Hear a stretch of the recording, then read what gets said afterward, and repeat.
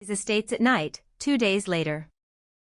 Minato arrived home after a long day of work and preparation. Minato arrived to his home to enjoy the birthday of his son Erasure. While he was at it, he could find his other son, what's his name, and train him to establish those treaties.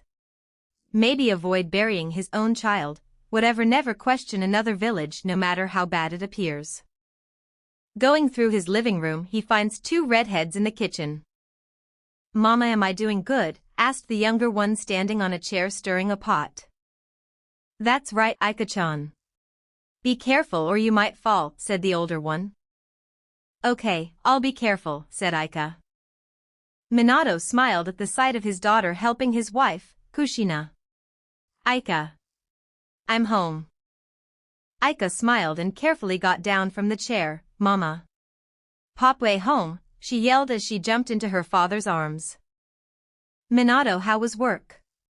Kushina asked. "You know, same old, same old." Jiraiya-sensei passed by some rather sensitive information, but nonetheless we have to keep up Arashi's training. "Oh, and also where's our other son?" Minato asked. "I'm sorry?" Kushina asked, feeling confused. "Our other son, I can't remember his name." Minato said. "Papa, his name is Erasure, remember?" Aika asked. "No, Aika, I meant your other brother." "Do you know where he is?" Minato asked. Aika shook her head. "I don't have another brother, only Erasure lives with us," she said. "Come on, Aika, remember old." Minato started feeling concerned and dug through his photos. "Minato, what are you doing?" Kushina asked, looking concerned. "Looking for our son Kushina, we had 2 sons, remember?" Minato asked as he could only find photos of Erasure in the past few years.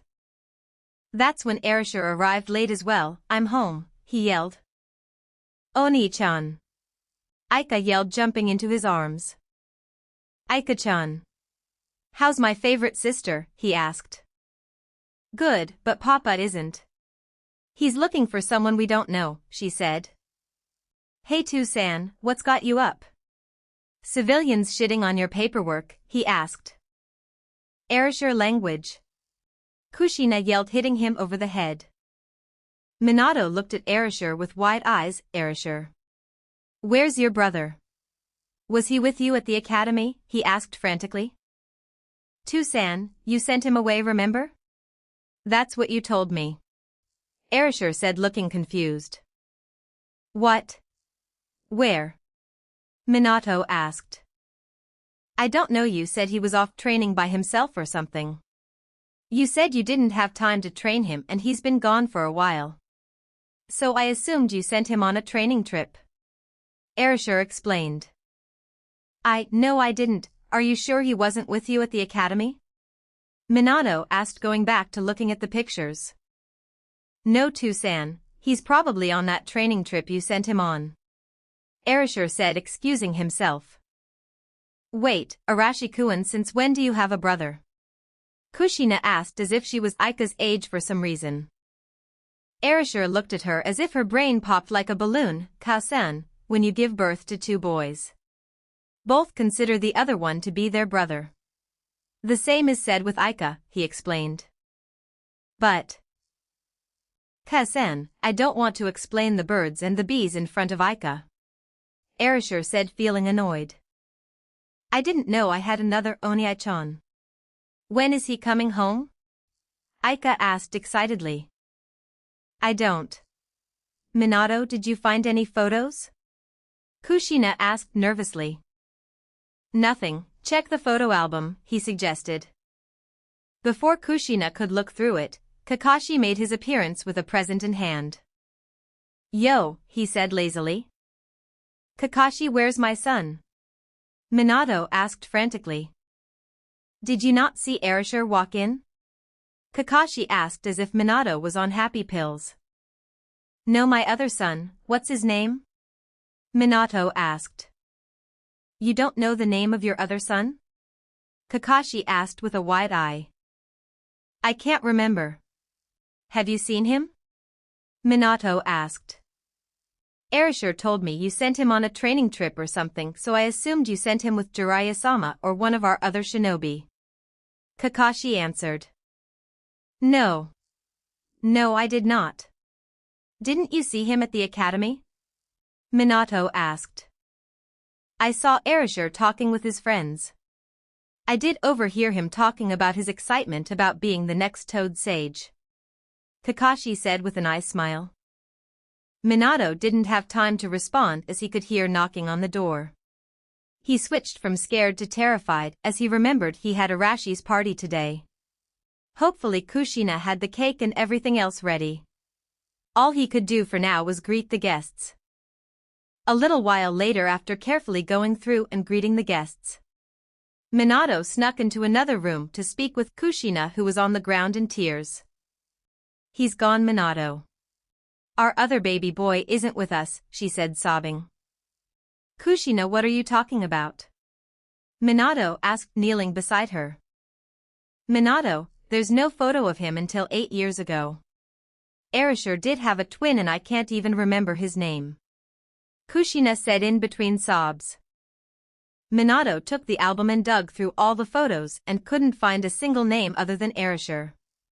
Besides only seeing him in Ica, he was haunted by the appearance of a blonde boy with blue eyes.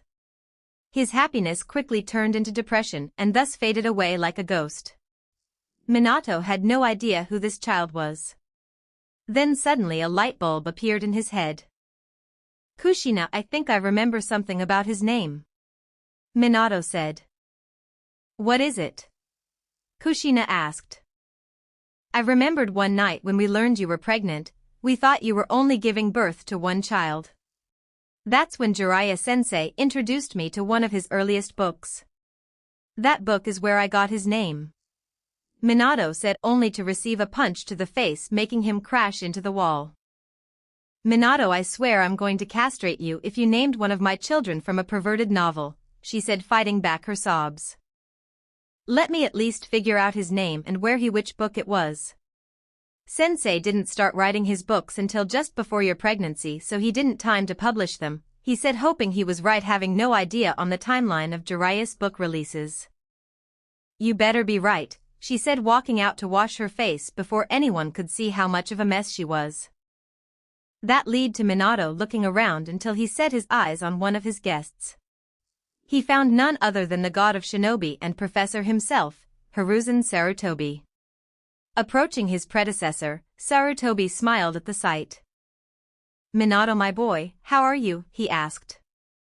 Amazing. By the way, Sandim-sama, you're an avid fan of my sensei's book, right? Minato asked. Hiruzen laughed. I wouldn't say avid, but if my student is good at anything, it's writing stories. Jiraiya, who was about to approach them, felt his heart shatter at the partial compliment, partial insult. Yes, we both know Jiraiya-sensei is awesome, but could you do me a favor and tell me all the names of the protagonists if possible? Minato asked. A strange request, Minato, but if my poor memory serves me right. The names were Yaguchi, Mikado, Takamaru, Ezra, Marino, Rain, Pento. The list went on for 10 minutes until... I never have gotten to read the very first one, but I think his name was Naruto. Minato smiled at that one. Thank you, Sandim-sama, that was really helpful, he said, leaving. Just as Naruto was about to approach Kushina, a bare-masked Anbu got in his way. Hokage-sama, I apologize for interrupting your party, but a certain event has taken place that requires your attention, they said. Minato sighed, but nodded. Quickly excused himself to his family and guests, leaving a few disappointed people. At the site of the incident, Minato arrived outside of a mansion to find several nobles and other shinobi rounded up, being arrested, with a few academy students being held back. Some of the students were being held down as they were being searched by the village's police force. Minato recognized one of them and approached him. Trudge-san, what happened here? Minato asked. Hokage-sama, it's a mess. It appears a few of our upper-class citizens have went behind your back doing some shady dealings. Trudge answers. What do you mean? Minato asked. Apparently from the evidence and testimonies we have a case of a serial kidnapping. The son of a member of the Academy's faculty was taken to blackmail one of the professors. Trudge explained. Can I get details? He asked. From what I was told, the victim was Pierce Viper, son of Thelonious Viper, a hard-ass teacher. For better reference, imagine Ibiki Marino with the skills of a teacher and years on the battlefield. Trudge explained. Okay, so how was Viper involved in blackmail? Minato asked, assuming the teacher was involved in shady business. Practically nothing, he just pissed off the wrong noble family and threatened to fail him along with a few others. So long story short, with their status they took the man's son and used him as leverage. That's where the weird part comes in. Trudge said with detail.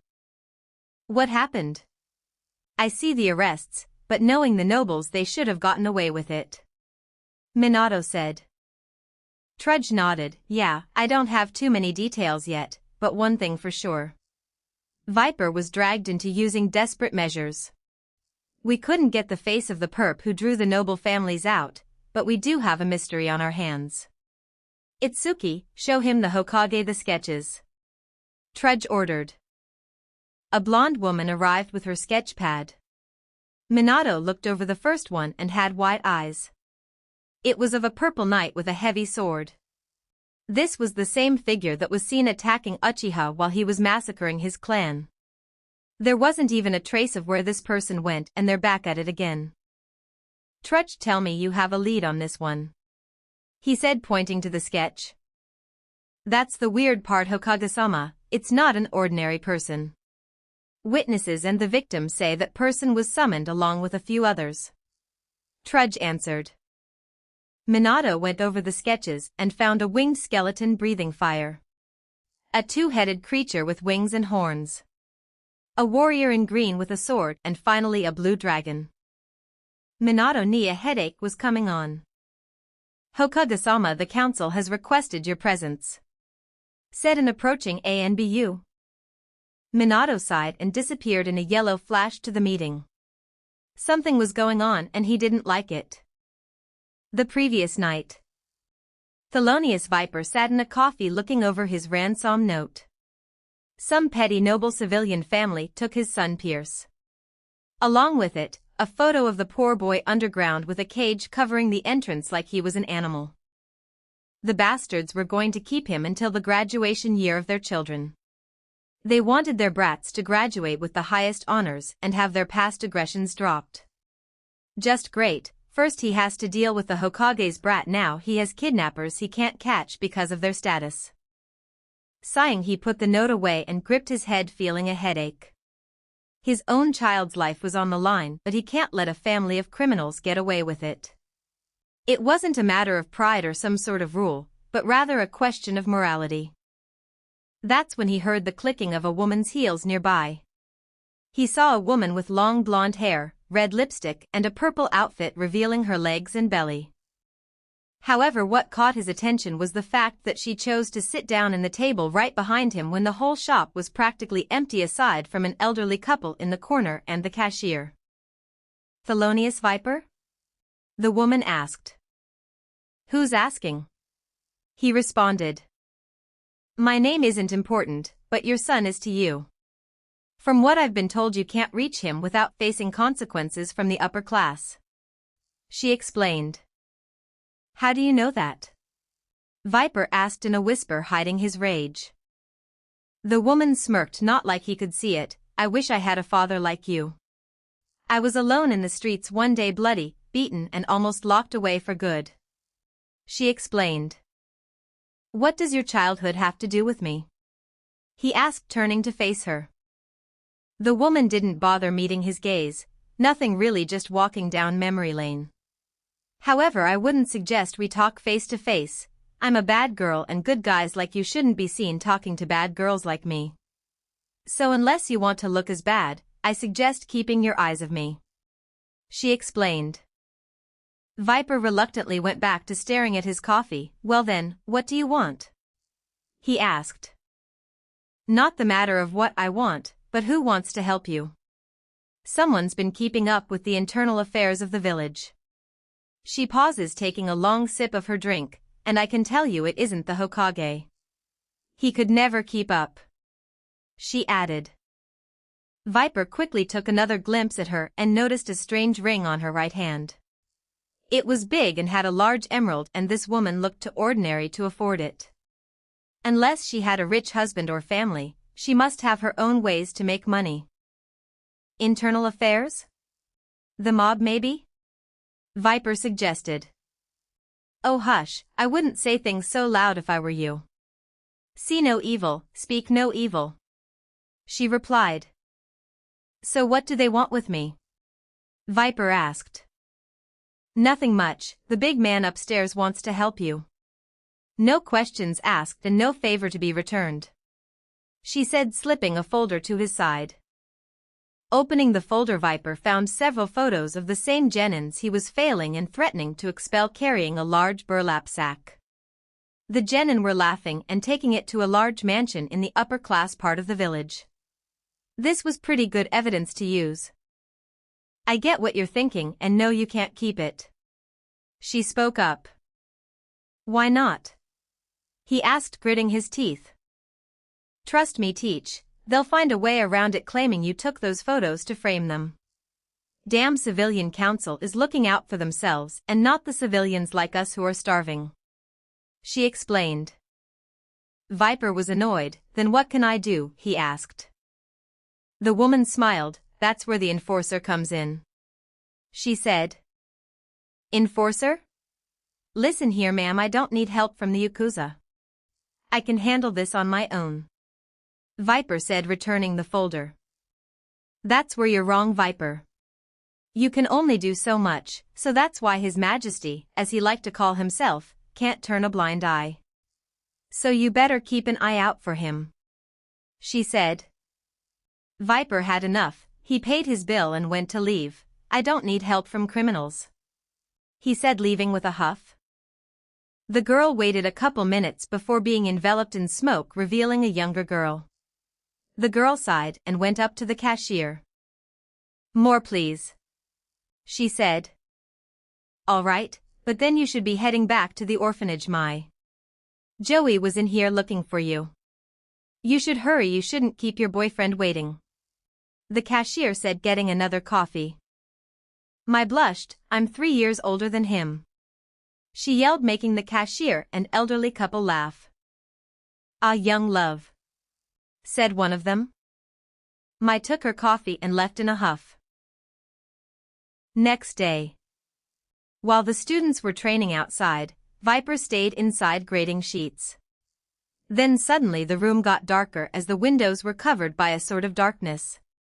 Suddenly a bright light appeared in the shape of an inverted pyramid. Thelonious Viper, son of Pierce Viper, I presume, said a figure that sounded rather young. Are you mocking me? Shouldn't you be training outside with everyone else? He asked. I am not an academy student, as I refuse to be a ninja. However, with that said, I'm here to help you, the figure said. Who are you? Viper asked, slamming his hands down. I'm an enforcer of a sort. His Majesty wanted me to assist you in your troubles, the figure said with a smile that could not be seen. For the last time, I don't need assistance from criminals, Viper yelled. Come now, if I don't help you, who will? Your co-workers? The council? Umbu? Police force? The Hokage? He asked. Viper couldn't argue none of them could help or would even consider looking into a rich noble family. But his son needed him, and sacrificing his integrity alone won't be enough. Even if he passes and drops the expulsions, that won't guarantee the safety of his son. What do you propose then? Viper asked. The figure tossed him a photo. That is the mansion where they are keeping him. There's a spy working as a groundskeeper who's found a way to get Pierce out, he explained. Viper looked over the mansion. 3 stories, near the forest and covered in security and other gates. It would be tricky to approach this place with admittance. Being caught there would risk everything. How do I know you won't sell me out? Viper asked. What other options do you have? Those who don't sacrifice never achieve. The figure answered. Viper sighed as he rubbed his temples. What's the plan? He asked. When you are finished with the day, someone in a uniform will escort you there undetected. From there, I will be watching over you until your son is safe and secure. The figure explained. So help me, if you cause any harm to fall on my son. I won't. If I do, will let you end my life. No one will interfere and nobody will say anything. Guaranteed. The figure said as the light returned and the stranger left with the darkness. Viper only pinched the bridge of his nose, wondering what he got himself into. Later in the afternoon. A few students left a little late, leaving Jaden, Blair and Jesse as the last one to leave. Boy, that was boring. Jaden said. You think Irika will go over the lecture of his lecture on lecturing? Jesse said. Might as well have us watch paint dry and peel our eyes open. I can't stand the guy's boring speeches. Jaden complained. And you wonder why you're in the dead last group with Kiba and Shikamaru. Blair spoke up. Pretty sure Shikamaru is just uninterested in the topics. He's a genius, remember? Jesse asked. Yeah, but he's a clan heir. So he's going to get stuck with Ino and Choji no matter what the grades are. Blair said. Whatever happens, as long as I'm not stuck with Bastion, Menma or Sasuke, I'll be a happy man. Jaden said. Even if Chaz is in your team? Blair asked. I'm sure he'd be fun to have. He just needs to lose the inferiority complex. Jesse claims. What about you guys? Who do you want on your team? And Jaden, before you say anything. You can't say the summoner guy. Blair said. Ah, but he's cool. Jaden whined. He's probably not even a ninja. I've never seen him wear the forehead protector. Blair mentioned. Well, he did look like he was around our age. So who knows, he might be getting special treatment so he can take the finals with us. Jesse suggested. In your dreams, Jesse, I'll bet my key pouch? Where's my pouch? Blair asked, searching herself. Maybe you left it at home? Jesse asked. Can't be, I saw her use it during training. Jaden said. I think I left it inside. Blair said, I'll go get it. She said, running off. Hey, let us come with. Jaden said as Jesse followed him. At the academy, they ran back to class and managed to find Blair's kunai pouch. Feeling relieved, the trio prepared to leave when they saw Viper walking out of the storage closet wearing a maintenance uniform. Remaining quiet, they watched as he took off with another person in a maintenance uniform. What do you think Viper's up to? Jesse asked. Beats me, maybe he got himself a second job? Blair asked. I don't know, I'm pretty sure he's always left in another direction. Jaden said.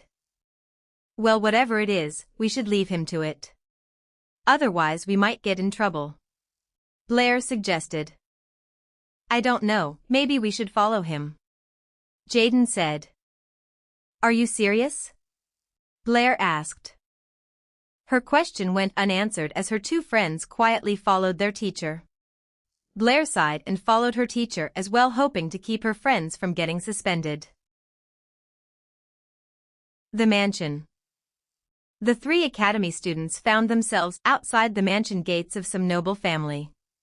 Using their skills, they took to cover and watched as Viper and the other maintenance person. They couldn't go further as they watched the pair walk up to gate guard. Hey, who's the stiff? Asked the guard. He's Satu's replacement, the idiot wanted to self-quarantine. Boss called him a disease and had him amputated from the company, said the other maintenance worker. Heh, what an idiot. Go on, the missus wants to get that mini movie theater machine, the guard said, letting them in. As they made their way in, the maintenance worker pulled Viper in. Just follow this map, the tools you need are in this box. The enforcer will only get involved if something happens. So be smart and keep your head down, he said. Viper nodded and took the toolbox, heading to where they were holding his son. On his way there, he found himself having to downstairs into a basement area. He noticed that a few servants passed by and nodded, seeing his disguise. Viper kept his demeanor calmed and took a couple of deep breaths, making sure nobody would find him suspicious. Paying careful attention the route, he found himself leading a lone room near the wine cellar.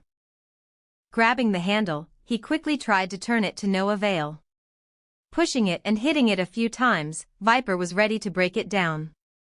At least until he looked at the map one more time and noticed a small hint. There was a hidden key behind a fire extinguisher next to the door. Doing as instructed, he opened the door and turned on the lights to find an empty room with a large grate. Is someone there? I'm really hungry. Viper recognized the voice. Pierce, is that you? Viper asked, looking down at the grate to find his son hugging his knees. Tucson. Get me out of here. Some weird kids dragged me down here and feed me once a day. I'm really scared. Pierce yelled as tears started falling from his eyes. I'll get you out, Pierce. Viper said, pulling out the toolbox and trying to break open the padlock. Haha, let's check on that brat. Viper turned to hear voices and found 3 of the kids he was writing up for expulsion. Hey, what the hell are you doing here? Shouldn't you be fixing a radio or something? Asked one of the kids. Viper gritted his teeth and dropped his hat, revealing his identity. Holy shit, it's Viper Team. What the hell is he doing here? Asked another kid. Hey Viper Team, if you don't go back to the academy like a good dog, my dad is going to have your brat killed, the third one threatened. You 3 are beyond in trouble.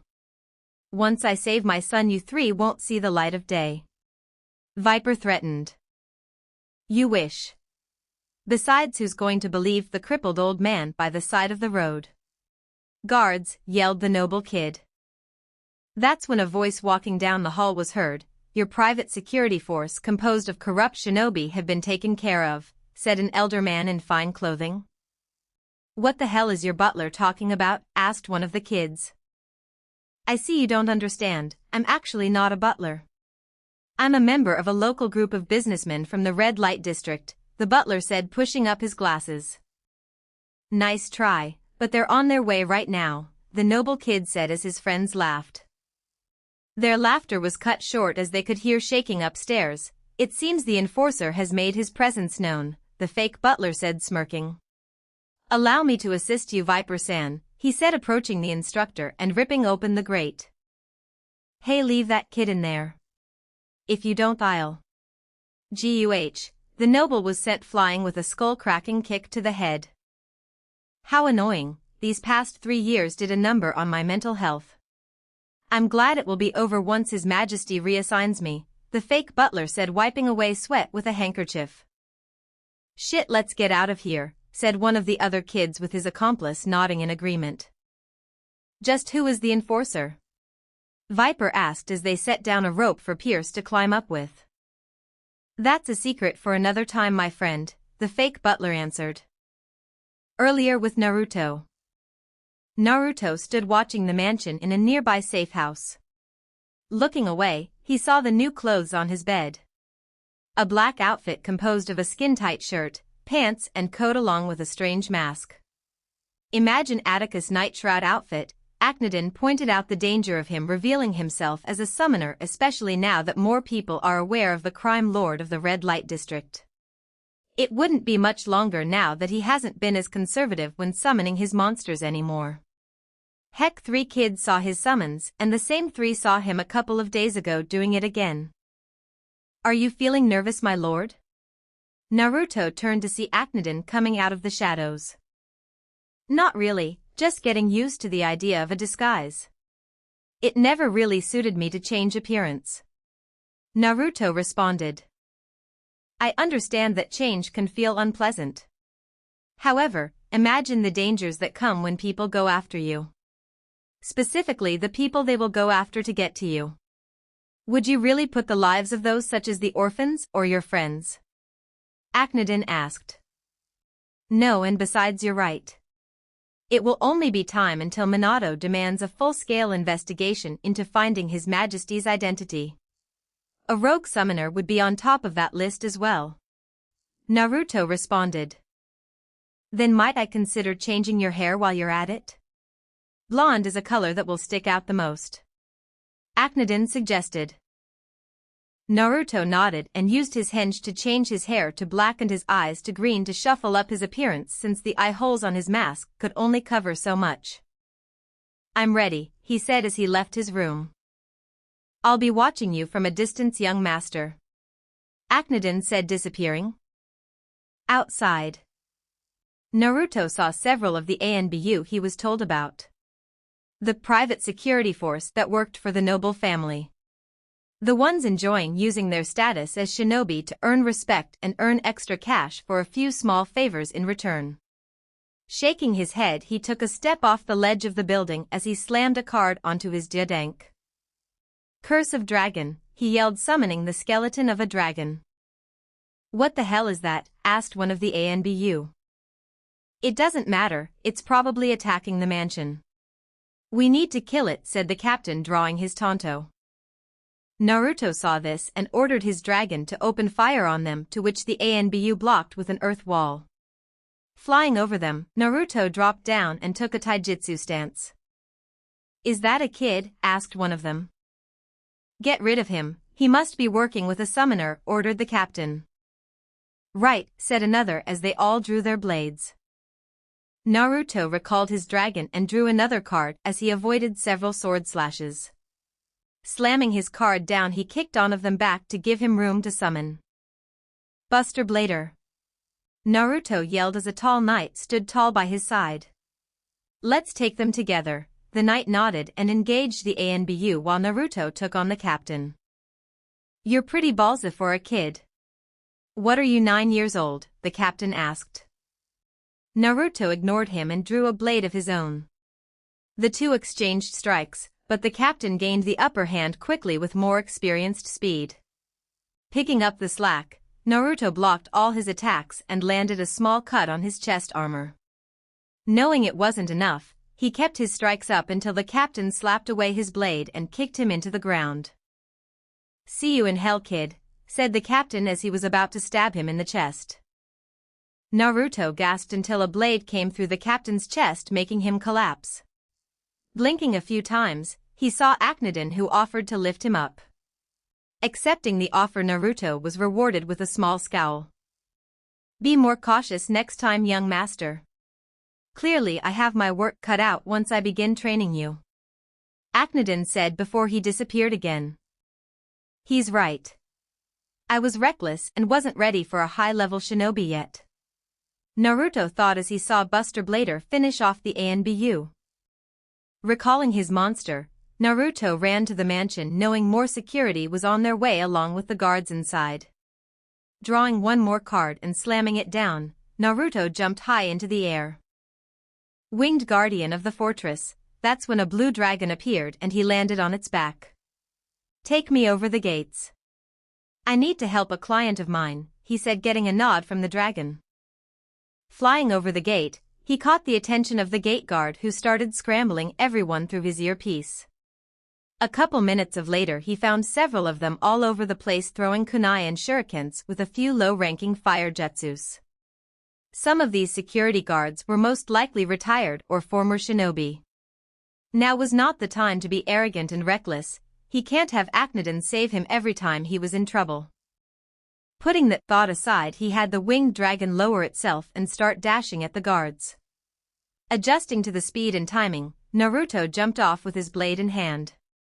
Deciding to be careful, this was only a distraction and not a call to war. He just needed to bide for time while Viper saved his son, likely with help of the undercover servants, until the village police force arrive. There was no need for bloodshed or destruction unless it was absolutely necessary. With that in mind, he recalled his winged dragon and summoned a weaker monster in place. Celtic Guardian, he called out, summoning a swordsman. Help me hold them off.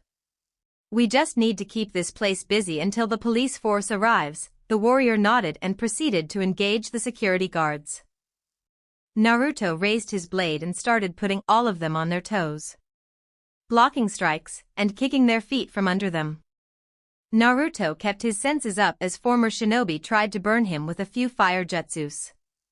Taking a few breaths, he continued to go on the defensive while rotating with the offensive to keep them from paying attention elsewhere. Celtic Guardian had no trouble dealing with his opponents and only took a few wounds. However, being a dual monster, he had no need to rest or eat, making him a capable fighter able to withstand extended periods of battle. However, he could not say the same for his master. Looking back, he tackled down Naruto to avoid a stab from behind. Thank you, my friend. I still have a lot of training. They aren't like the usual street scum I find, Naruto said, earning a nod as the monster guarded his path. Both continued their fight until Naruto briefly saw an older man dressed as a butler leading Viper who was carrying a smile child on his back. He smirked at the mission being accomplished and waited for a few minutes until suddenly. Drop your weapons. This is the Konoha police force. We have the estates surrounded, yelled the leader of the large force, breaking down the gates and entering the mansion grounds. Good, you're here to assist us with the intruder, said one of the guards. Intruder? What intruder? Asked one of them before a smoke bomb went off. Don't let him get away, yelled another as they all dogpiled where Naruto last stood. Where did he go? Asked one of the guards as they all spread out. Everyone freeze, yelled more police ninjas. What are you doing? asked the guard from the main gate. You're all under arrest, yelled the captain of the force. For what? The guard demanded. Assisting in illegal acts. We've received evidence and approval from the council to seize everyone on scene and use force on anyone trying to escape, said the captain as he gave the signal to start handcuffing them. You can't do this. I have rights. The council will overturn this. Suddenly a man in a white ascot came out from the mansion looking very unhappy. What is the meaning of this? He asked, only to be grabbed and handcuffed. Why are you arresting me? I've done nothing wrong, he claimed. Are you Hideki Matoi? asked the captain. Yes, now I demand an explanation. Hideki demanded. The captain pulled out a photo revealing Pierce in his cage and being grabbed by the boys. Hideki began to sweat but kept a calm demeanor. Taking a deep breath, he looked the captain in the eye. We have evidence and word of your recent kidnapping. We have Thelonious Viper with us and admitted to everything, the captain said. Then arrest him for breaking and entering. He broke into my home when he wasn't even invited. Hideki ordered.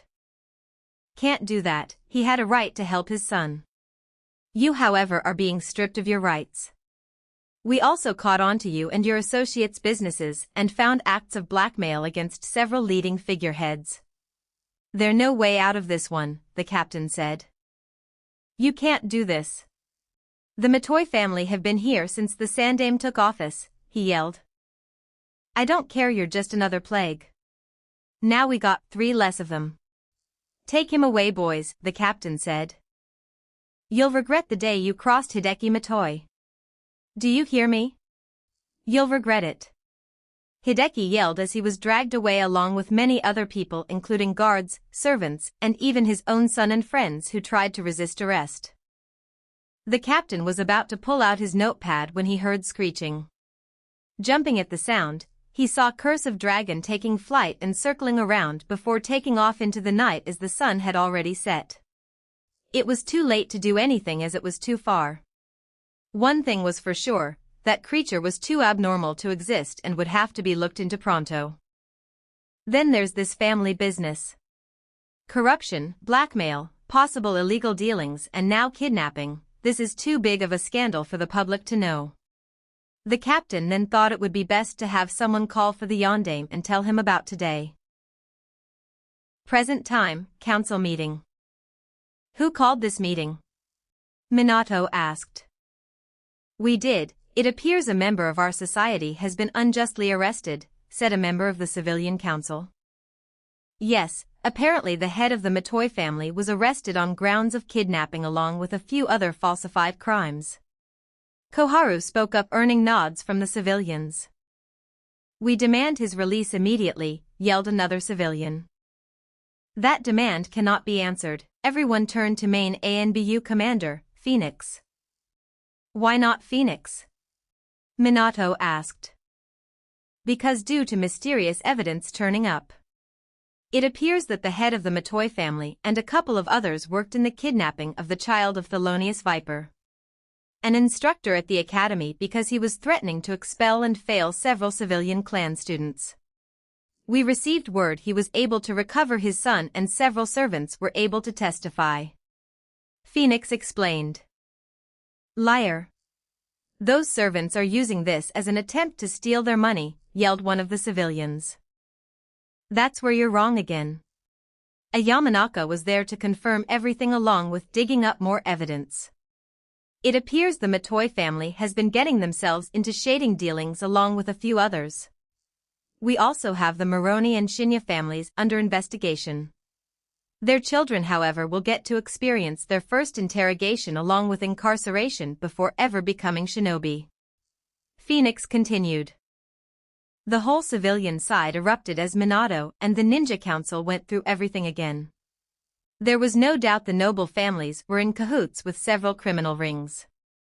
A lot of this dating back to the early days of the village. Phoenix, how did you come across this evidence? Minato asked. It was strange, most of it anonymous, and every time some of our own tried throwing it away, more of it appeared and kept returning to the point we had to look into it. Hell, a few of our own attempted to burn it and got caught red-handed. I hate to say it, but some of our own were found to being bribed into becoming a private security force for Matoy and other families. Phoenix explained.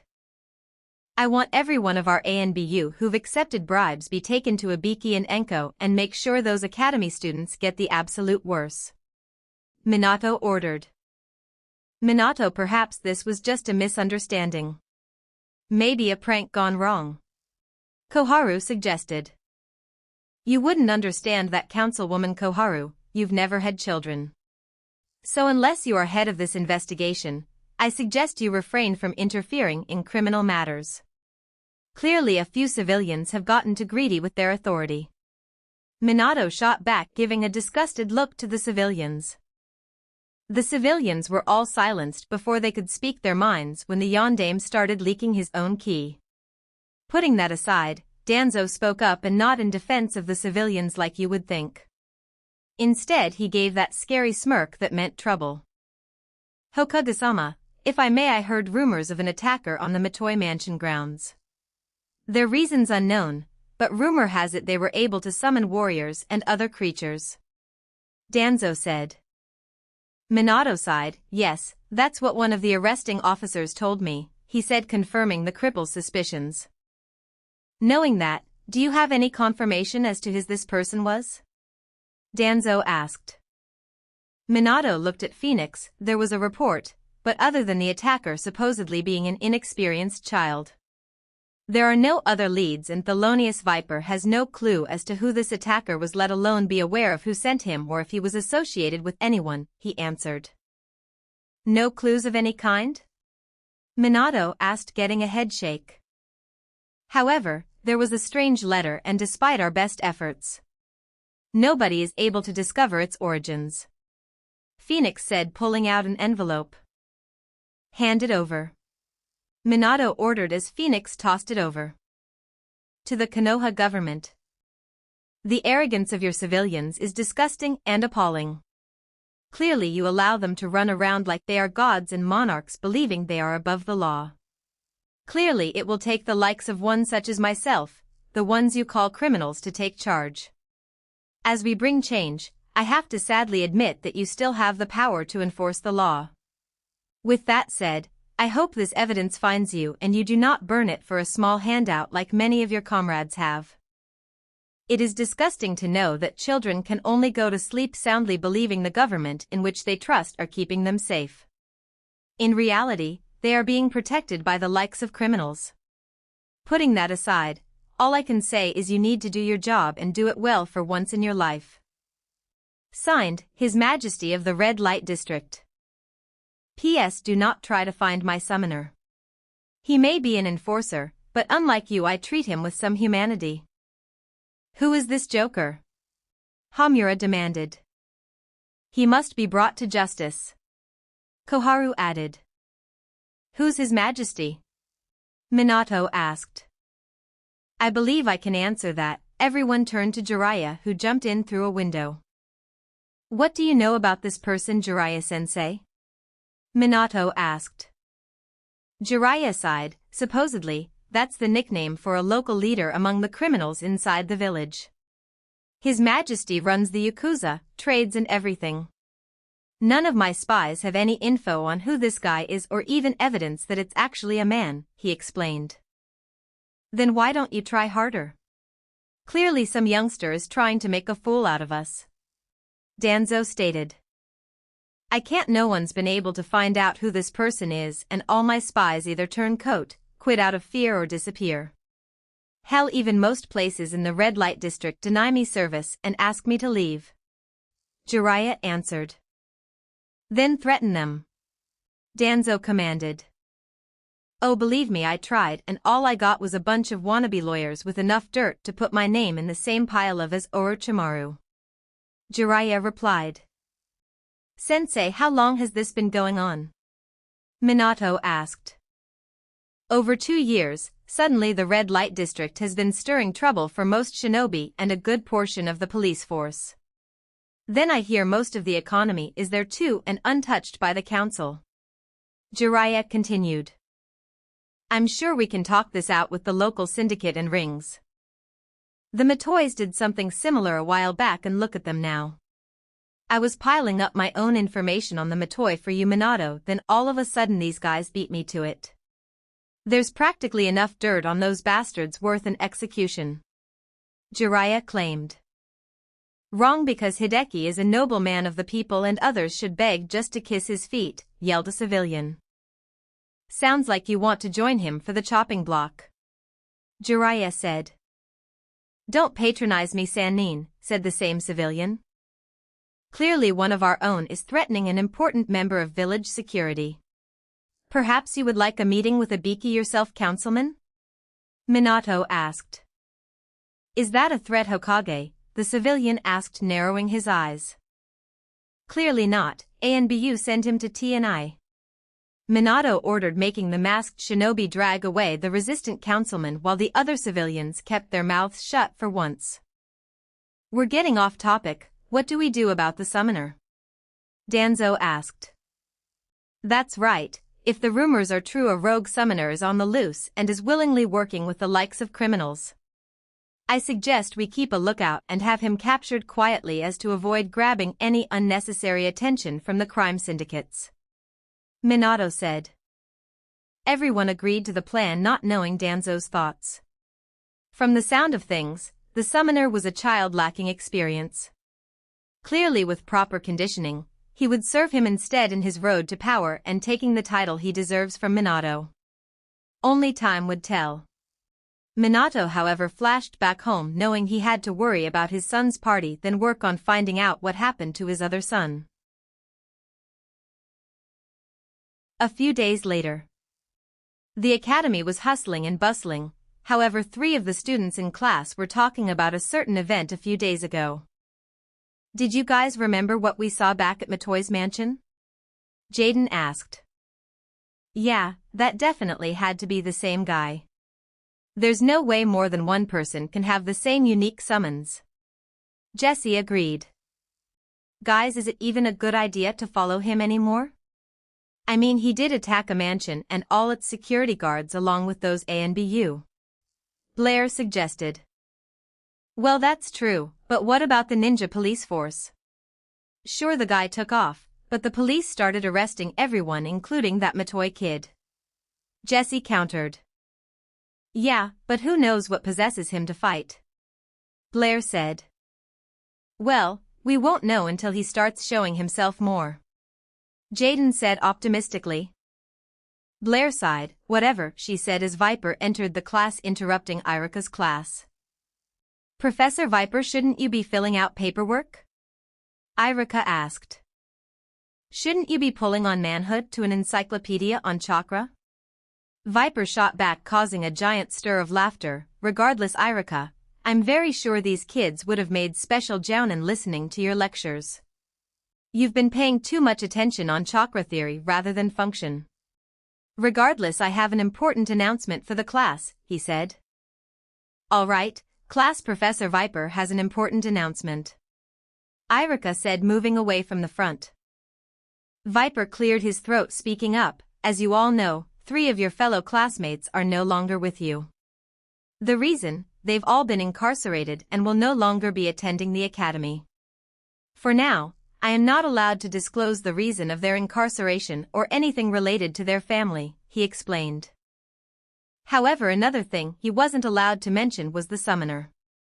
Although only having a glimpse of the creatures and the child fighting alongside them, for a chance to avoid incarceration for breaking into the Matoi mansion despite the rescue of his son, Viper was not allowed to mention what he saw. However, this didn't stop Jaden Yuki from raising his hand. Yes, Jaden? Viper asked. Was the summoner involved? Jaden asked, making Viper have some difficulty hiding his surprised look. I don't understand that question, Viper replied, making his surprise go unnoticed. The summoner. Is it true someone with the ability to summon weird creatures was there? Jaden asked eagerly. A summoner? Like the ones used by the legendary Sannin? Viper asked, getting a nod. What makes you think there was a summoner of any kind involved? Viper asked, turning the tables. Jaden immediately realized that he dug his own grave, and the expression on his face said that, rumors, everyone had their own mixed reactions. Jaden clearly knows something. I better keep an eye on him, Viper thought. Jaden, you idiot, you going to get us in trouble, Blair thought with a tick mark on her head. Oh boy, here comes expulsion, Jessie thought sadly. Why is Jaden always the first one to embarrass himself? Bastien wondered. Again with this summoner story? Alexis thought. Why is it always Jaden? Chaz wondered. Who are these people? I don't remember them being here. Shino thought, as he's never seen these people before. Rumors, you say? How about you get some facts? You'll find those and some useful skills in your studies instead of running around seeking out wild rumors like summoners, Viper said, making everyone laugh at Jaden's stupidity. Regardless, that is all I have to say. Please continue with your studies, and with that he left. However, that didn't satisfy Jaden as to what the summoner was doing there. Clearly he had a reason, and either Viper didn't see him or he's hiding something. Maybe it's something he should try digging into. Hopefully his friends are up for the challenge as well. A month later. Again. Akhenaten ordered as Naruto ended up taking a few smacks to the face and chest with a wooden sword. Your form is sloppy and clearly your stamina depends on the situation.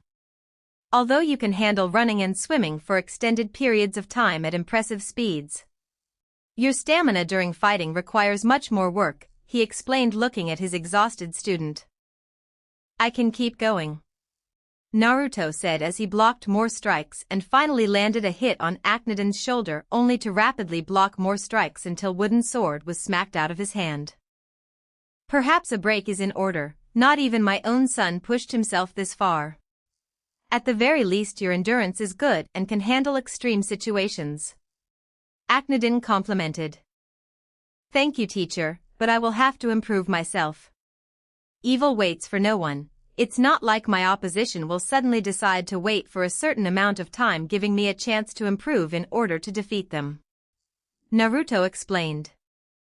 Akhenaten raised a brow. My lord, what would motivate the enemy to wait while you prepare to defend yourself? He asked, pointing out another flaw in his Pharaoh's original story. I wouldn't know, but I'm going to check out the academy again. There are a few students who've caught my attention, Naruto said, washing off and getting dressed in his black outfit he used from the assault on the Matoi mansion. At the academy. At the academy, Naruto found himself looking over the students again. Yes, he's definitely made up his mind that he won't be a ninja. It's already too late considering he's about to hit 11, meaning he'd be done by age 18 or 19. Regardless of that, his attention is always captured by these hopefuls. Now he's not one to pity or look down on others because of their ambitions. So instead he watches for anyone that catches his eyes. Let's see, a pink-haired girl and blonde girl doing some slap fight while calling each other names. Okay, now was a good time to look down and think less of people, and that pale girl hiding behind the Aburame kid hiding behind a tree isn't much of an improvement. The red-haired kid, Erasure Namikaze, was probably one of the worst ones. Not just because the kid was his brother. There were a lot of things wrong with his family and he didn't want to dwell on that. It would bring out the worst in him and that would affect his training. Besides, he didn't need assholes like Erasure. Joey, Serenity and Crow were his real siblings. Putting that aside, he was hanging around other clan heirs that only proved to be an example of humanity's downfall as a species. With him was arrogant jerk Sasuke Uchiha. His brother kills most of his clan, leaving his mother, some elderly and a few kids, and they give him the crown as last loyal Uchiha since he's the only one capable of becoming a ninja and going after his brother Itachi. For an Avenger, he sure likes working his way to becoming a slave master. It reminded Naruto of the Epic of Gilgamesh, only he felt there was no redemption in this Avenger's story. Then there was that mongrel-looking kid, Kiba Inuzuka. The kid was like Sasuke, only he didn't have some needless goal that would destroy him. That's not to say he won't end up destroying himself. This was just another troublemaker using his clan status every time he got in trouble as an excuse. To think a clan that's established on loyalty, teamwork and trust would be reduced to this stain. Like the average rich man, he saw women as tools and would try and use the first one he got. Then again, some of these kids acted immature for their age considering they wanted to engage in adult activities. Seeing the way of shinobi as a way to gain prestige, power and glory, as well as taking on vices including smoking and drinking. One of the reasons Naruto heavily despised shinobi. He would never lower himself to join a society of murderers, thieves and liars. With that said, he could see Erasure crowding some poor blonde girl. Sensing only bad intentions, he quickly jumped down and ran towards the fences, maintaining enough distance so that Chunin and other instructors wouldn't detect him. With Erasure, he placed his hand on the wall beside Alexis's head. So Lexi, any plans for after the academy? He asked, and if it wasn't for his age, one would mistake Erasure for a lecher with the tone he used. Likely from hanging around that pervert Toad too long. Alexis, for her part, felt like prey caught inside her predator's disgusting mouth. Nowhere with you if that's what you were planning, she said with disgust in her voice. Don't be like that, Haim. I'm gonna be Hokage sometime in the future. Rokudaime at the latest. Erasure said with that wicked smile of his. Like hell you would be. I'd rather turn missing Nin. Alexis replied, pushing him away. Erasure didn't like that answer and proceeded to grab her arm. You dare walk away from me by practically spitting in my face? He asked. Let go of me, you freak. Alexis demanded, only to realize he had a pretty strong grip. Not until you let me in. After all, not only am I going to be Hokage, but I'm also going to be the next Toad Sage. I'm already a big shot here next to Sasuke, so you might as well be mine before I let him sink his claws into you, he suggested, tightening his grip. No way. Now get your dirty hands off of me. Alexis demanded as she tried to force his hands off her. Face it, where are you going to go after the academy? Sure, you seem like a capable kunoichi unlike those bimbos, he said, pointing to Sakura and Ino. But someday you're going to need a husband. Someone strong, someone you'll need to give yourself up to as a woman. Why not someone better than me? After all, I need a woman in my life.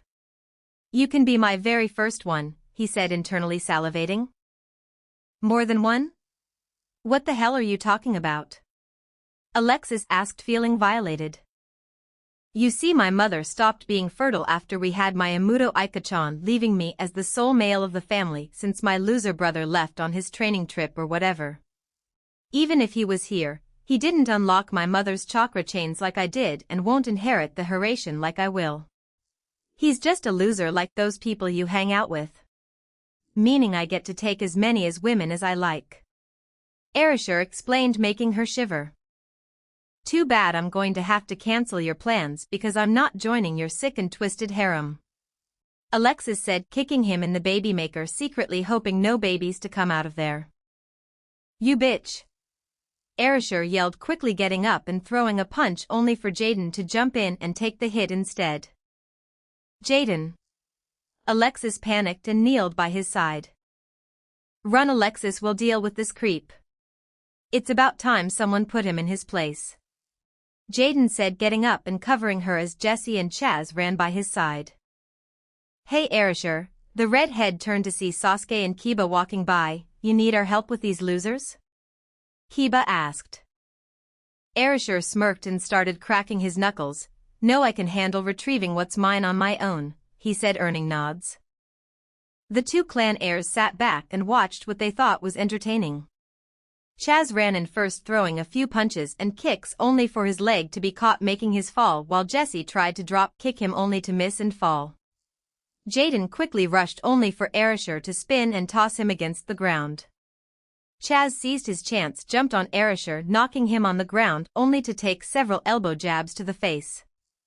Jessie tried to pick up the slack, helping Jaden up, hoping to team up on the Namikaze. Surrounding him, Erasure was grabbed from behind and kept in a headlock by Chaz. Thinking they've won, Jaden and Jessie ran in only to take kicks to the face, making them fall back and then giving Chaz a backwards headbutt, freeing him.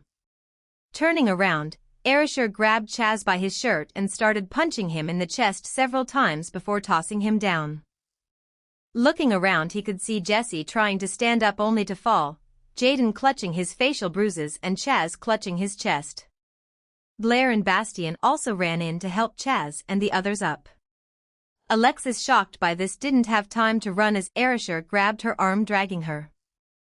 You're mine now, Erasure commanded as he started to drag her. Blair couldn't believe the sight. Someone stop him, she yelled, seeing all the other students look away while all the other instructors that were present turned a blind eye. No one. Some kids started walking away from the sight. Are you all going to stand there and watch? Blair asked as she was ready to burst into tears. Meanwhile, Sasuke laughed while Kiba yawned. Erasure was likely going to hurt the poor girl or do something to hurt her mind in some way. As the Namikaze dragged Alexis to who knows where. A strange object smacked his hand, making him let go, giving Alexis time to run. What the hell? He asked before looking at the projectile. Is that a playing card? He asked, about to pull it off only to take a kick to the head. Crashing into the wall, he was met with Naruto, who he couldn't recognize. It seems like destiny has paved a dark road that I have to light, he said. Who the hell are you? Erasure demanded, pulling out his kunai. Naruto turned his head to see several Chunin making his way to him. Swords of revealing light, he said, placing his card down, trapping them. There will be no one to save you, Naruto said. I don't need any weakling to save me. Especially these idiots who can't break out of a simple genjutsu, Erasure said, feeling that the instructors already failed him. Pathetic, Naruto said, extending his hand, making his card return. Will you help me, old friend? He asked the card, placing it down, revealing the dark magician. So you have backup in the form of a cosplayer. So what? Erasure asked. Make sure no one interrupts us, Naruto ordered, getting a nod.